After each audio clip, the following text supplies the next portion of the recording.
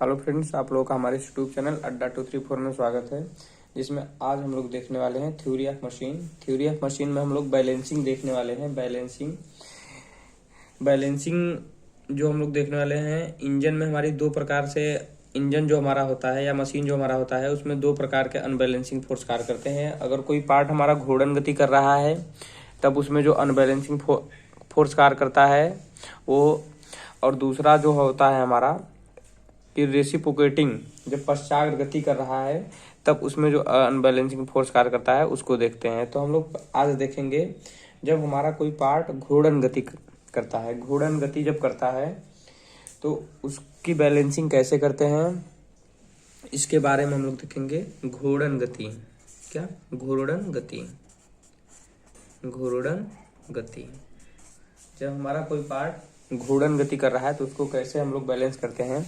मान लीजिए हमारा क्या है, कोई एक पार्टिकल है, क्या है हमारा, ये कोई पार्टिकल है, क्या कर रहा है, ये घूम रहा है। यहाँ एक बॉल हो गया, ये हमारा घूम रहा है। तो ये बैलेंस है या नहीं है, इसके बारे में हम लोग देखते हैं। क्योंकि ये घूम रहा है ऐसे, यहाँ फिक्स है, तो ये क्या करेगा, ऐसे ऐसे घूमेगा। ये आप जब इसको छोड़ेंगे तो जहाँ पे ग्रेविटी फोर्स इसका कार्य करेगा वो नीचे साइड हो जाएगा। अगर यह बैलेंस होता तो इसको चाहे कहीं पर भी, अगर ये हमारा रिम है एक, मान लीजिए यहाँ से पे एक फोर्स कार्य कर रहा है जिससे हम लोग इसको घुमा रहे हैं, तो ये क्या हो रहा है, इनर्शिया फोर्स के कारण मैक्सिमम घूम तो रहा है लेकिन यह संतुलन में नहीं है। क्या है, संतुलन में नहीं। तो इसके विपरीत साइड में जब हम लोग एक फोर्स और लगा देते हैं, अगर ये m है, इसकी दूरी क्या है, यहाँ से यहाँ तक की दूरी क्या है, r है, यहाँ पे एक m1 लगा देते हैं, इसकी दूरी हो जाती है r1, इसकी दूरी क्या हो जाती है, r1 हो जाती है। तो इसको हम लोग इसके विपरीत में जब हम लोग एक m1 लगा दिए तो यह संतुलन में हो गया। तो कैसे इसका एक प्रतिबंध होता है, कैसे कितनी दूरी पे लगाना है या कितने मास का लगाना है, ये भी तो हमें पता होना चाहिए। तो इसके ऊपर क्या फोर्स कार्य करता है, हमारा सेंट्रीफ्यूगल अपकेंद्रीय बल कार्य करता है। सेंट्रीफ्यूगल फोर्स क्या होता है, M R omega square. M R omega square पहले वाले बॉल पे कार्य कर रहा है। अगर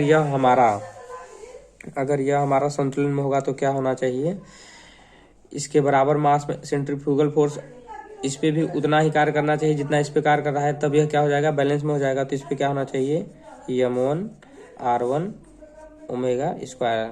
क्योंकि ये दोनों का कोणीय वेग क्या होगा, सेम होगा, तो ओमेगा स्क्वायर दोनों के लिए सेम रहेगा। क्या हो जाएगा, एक कट जाएगा तो क्या हो जाएगा, एम आर बराबर m1 r1।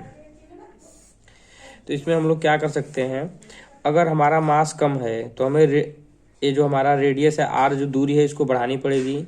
अगर हमारा r दूरी कम है तो क्या करना पड़ेगा, बैलेंसिंग फोर्स के लिए द्रव्यमान, पिंड का द्रव्यमान क्या करना पड़ेगा, बढ़ाना पड़ेगा। ये हमारा घूर्णन गति के लिए अगर सेम तल में है, एक ही तल में है, तो क्या होता है, ये हमारा प्रतिबंध होता है। ये हमारा स्थैतिक संतुलन के लिए हमारा क्या हो गया, ये स्थैतिक संतुलन के लिए प्रतिबंध है। जबकि एक होता है हमारा गतिज संतुलन।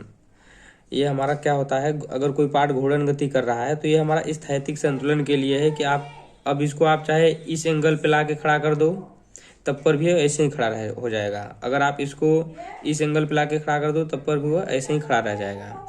लेकिन जब ये घूमेगा, जब ये बहुत तेजी में जब ये घूमेगा तो इस पर क्या एक कार्य करेगा, एक हमारा एक कार्य करता है गतिज संतुलन।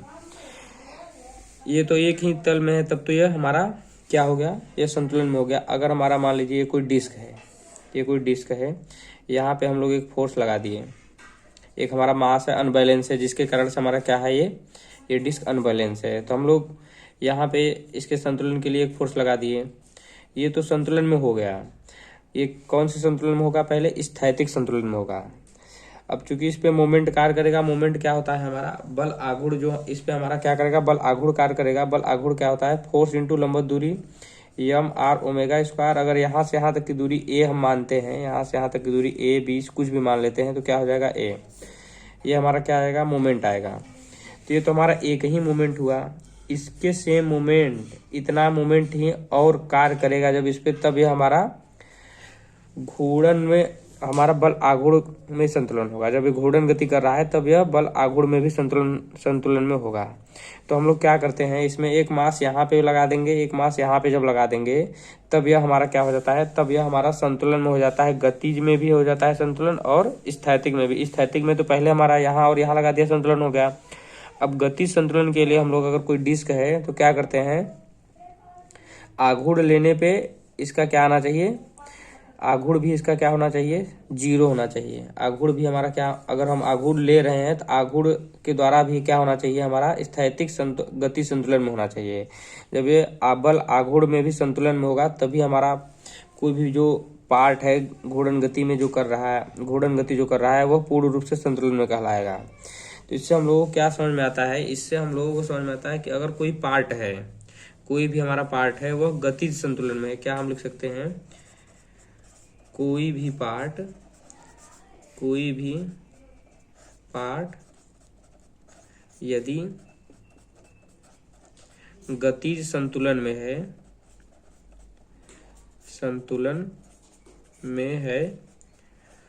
तो वह स्थैतिक संतुलन में भी रहेगा। स्थैतिक संतुलन में भी रहेगा,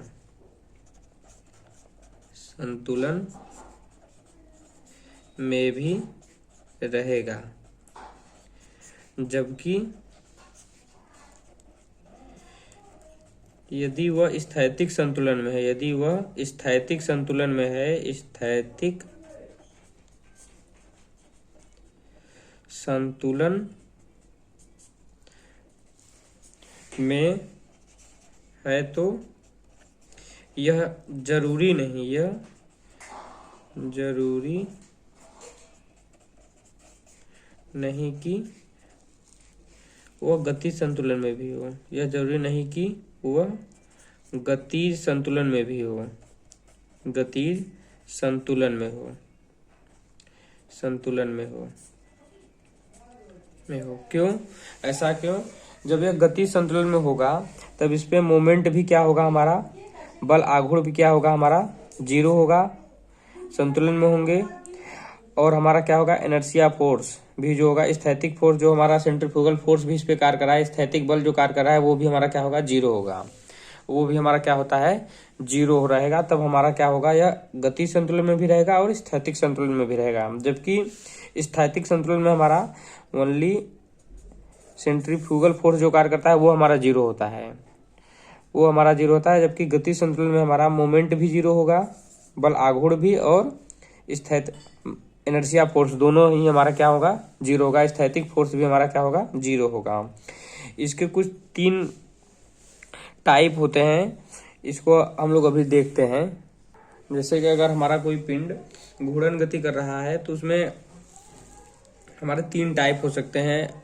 अगर वह अनबैलेंस है तो उसको बैलेंसिंग करने के अगर 3 टाइप होते हैं। पहला है हमारा कि जब असंतुलन द्रव्यमान जो होता है वह संतुलन द्रव्यमान के समतल में हो, क्या हो, एक ही समतल में स्थित हो। जब क्या होता है, जब असंतुलित द्रव्यमान, जब असंतुलित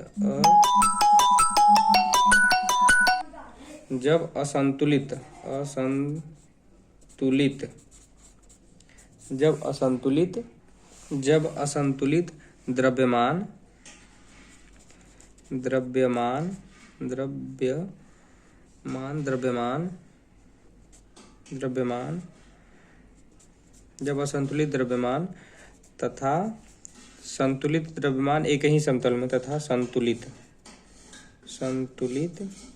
द्रव्यमान एक ही समतल में हो, एक ही समतल में हो। इसका क्या मतलब है, इसका मतलब है कि अगर ये हमारा कोई डिस्क है, ये कोई डिस्क हो गया हमारा, एक ही समतल का क्या मतलब हुआ, ये कोई डिस्क हो गया। यहाँ पे हमारा मान लीजिए अनबैलेंसिंग फोर्स कार्य कर रहा है, तो हम इसके ठीक विपरीत साइड में, इसी प्लेन में, यहीं पे इसी प्लेन में अगर हम यहाँ पे लगा दे कोई द्रव्यमान तो क्या हो जाएगा हमारा, इसमें यमोन R1 अगर होता है तो हमारा क्या हो जाएगा, यह स्थैतिक में भी संतुलन में रहेगा और गतिज में भी संतुलन में रहेगा। इस पे क्योंकि इस पे हमारा जो बल आघूर्ण होगा, इस पे बल आघूर्ण हमारा क्या होगा, संतुलन में होगा। इसमें क्या होगा, हमारा बल आघूर्ण क्या होगा, इस पॉइंट पे जब लेंगे बल आघूर्ण तो हमारा क्या आएगा, 0 आएगा। तो हमारा क्या होगा, यह दोनों में संतुलन होगा। यह दोनों में क्या क्या रहेगा, दोनों में संतुलित रहेगा। अगर मान लीजिए इसका उदाहरण हो गया, दूसरा वाला हमारा क्या होता है, जब संतुलित द्रव्यमान, दूसरा हमारा क्या होता है, जब संतुलक द्रव्यमान का मतलब है हमारा जो बैलेंस फोर्स करता है, जब बैलेंसिंग मास जो है हमारा द्रव्यमान असंतुलित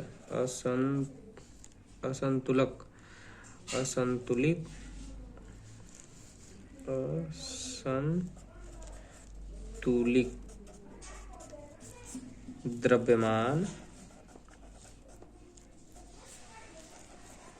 के समतल में स्थित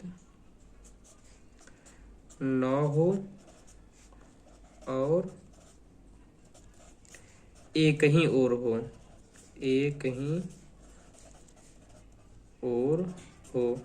इसका क्या मतलब हुआ, इसका मतलब हुआ ये हमारा कोई डिस्क हो गया, मान लीजिए हमारा कोई अगर डिस्क है तो यहाँ पे हमारा अनबैलेंसिंग फोर्स मान लीजिए यहाँ कार्य कर रहा है। इसकी दूरी यहाँ से क्या है, इसकी दूरी हमारी हो गई r, ये हो गया द्रव्यमान m।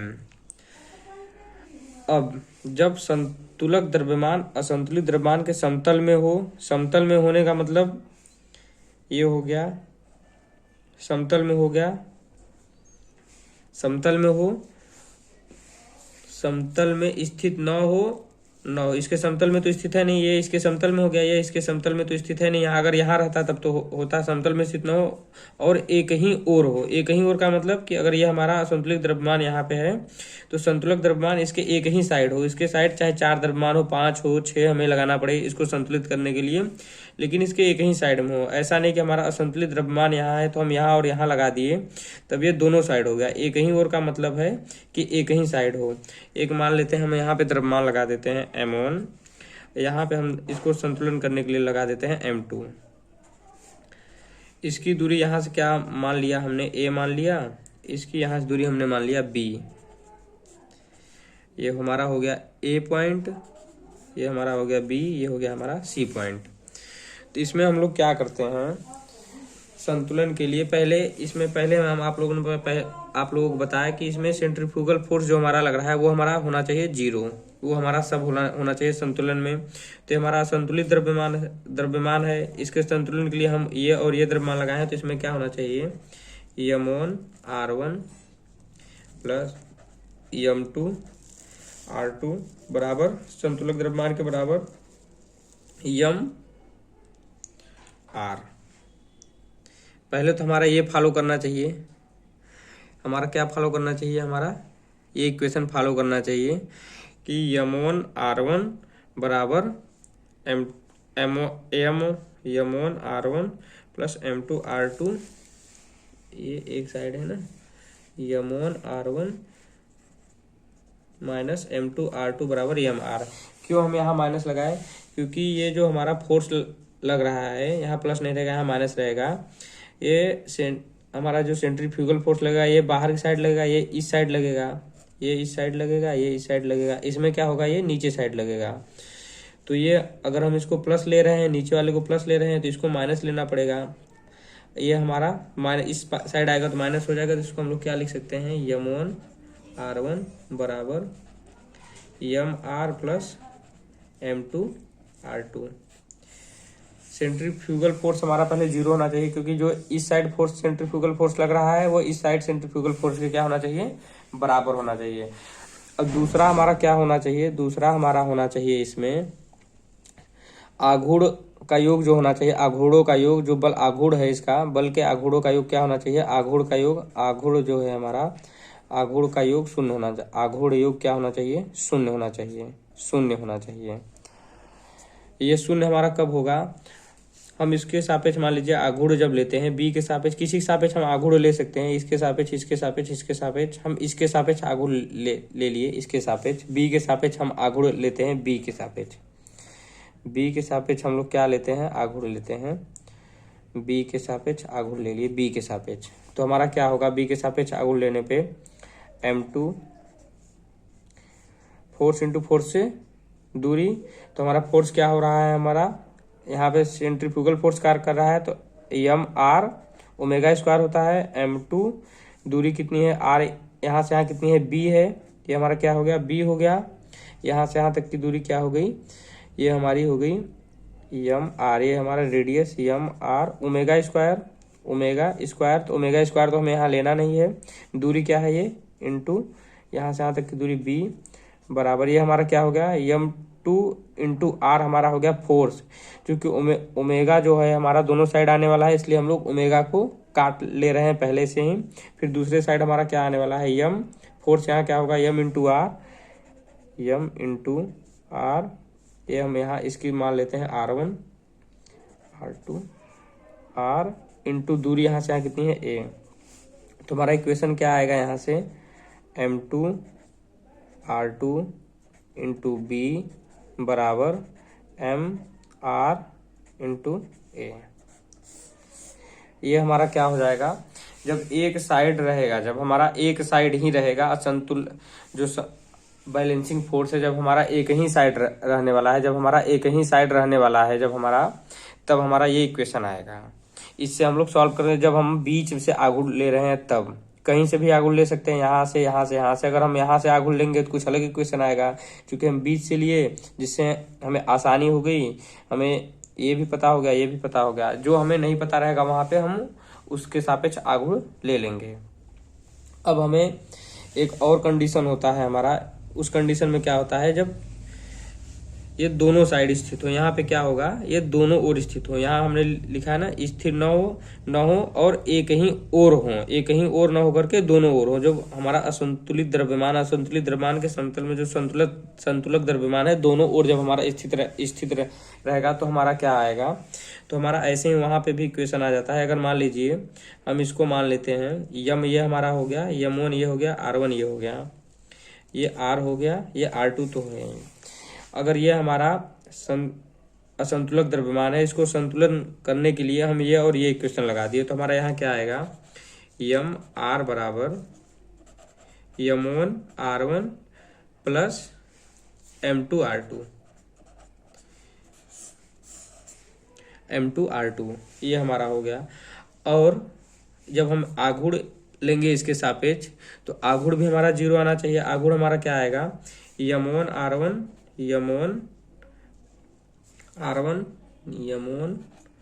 r1 इंटू यहाँ से यहाँ तक की दूरी a equal to m2 r2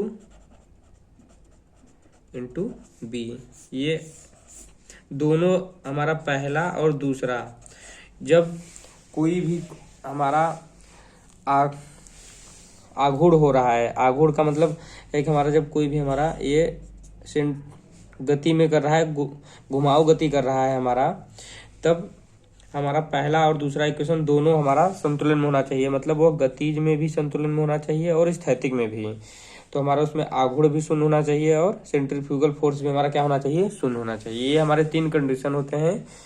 अब हम इन तीनों कंडीशन पे आगे न्यूमेरिकल देखेंगे अगले लेक्चर में। Thank you.